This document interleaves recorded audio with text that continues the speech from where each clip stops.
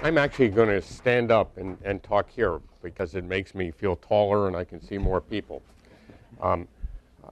You know, I had, again, no idea what I was going to say when I came here, so I had to be inspired by Mo and Andy, and they did. And I thought, you know, coming again, I felt, oh, God, we come again and nothing happens. It's so depressing. But I've got to tell you, I'm actually now, I realize this is an opportunity. Because Guantanamo is off the map. It used to be the day when we first took this on where we could do interviews and people would listen to us.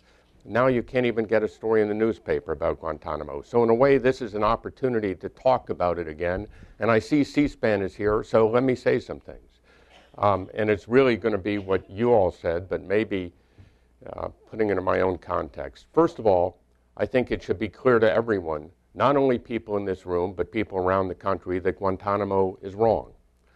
It was started out wrong as sort of an excuse to escape the law. The theory of the Bush administration is you could take foreigners, or if you kept foreigners outside sovereign territory, you didn't need to give them any legal rights. And it was just an offensive concept that you could escape the law by keeping people in Guantanamo. The government still argues that, by the way, for most rights except the right to habeas corpus.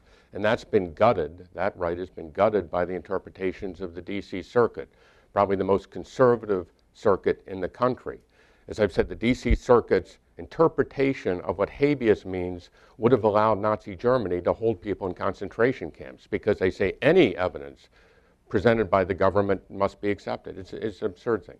But anyway, Guantanamo is fundamentally wrong for the reason that Andy said. Of the 160 people there, 86 of them have been cleared for release by an interagency task force of the most conservative, careful security experts. So we're holding people we say we shouldn't hold. I mean, that's crazy. And we say we should hold them because it's politically inconvenient to let them go. What sort of, it's just wrong. It's absolutely wrong. Guantanamo is. Secondly, it's what Mo said. Over Christmas, I was away, and I happened to be at a dinner, and a young girl was there. It was her 13th birthday. And her mother introduced her and said, well, Tom was the lead lawyer on the Guantanamo cases before the Supreme Court. And she said, and she's at a friend's school in New York, she said, what's Guantanamo?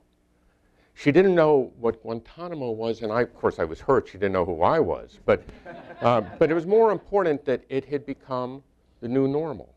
As you said, that Guantanamo was not something on her radar screen.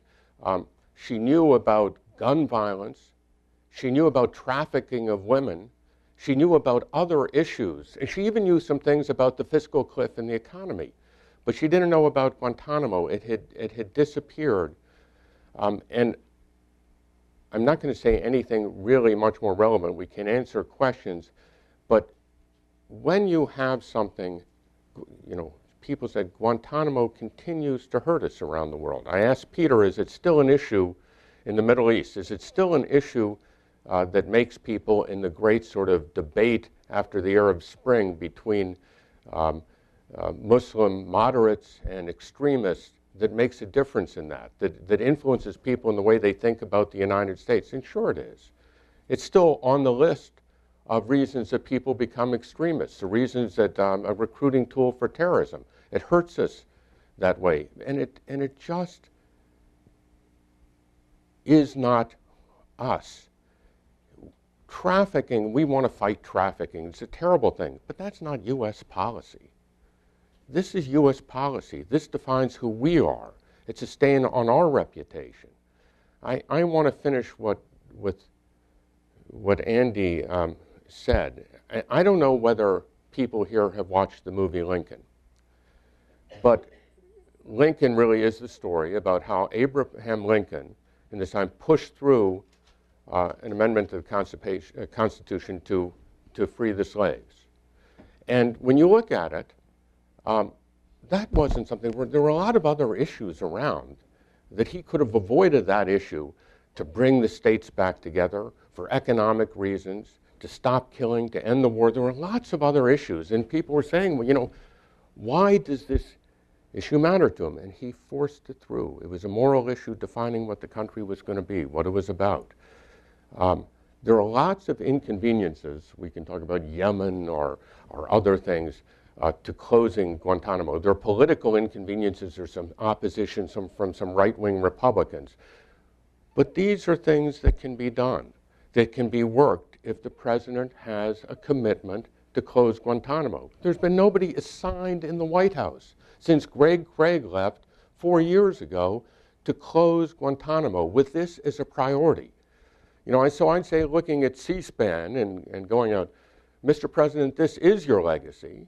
If you don't close it, it will be on your historic watch that it wasn't closed. You've got to take charge of this, and you've got to get this place closed. That's it.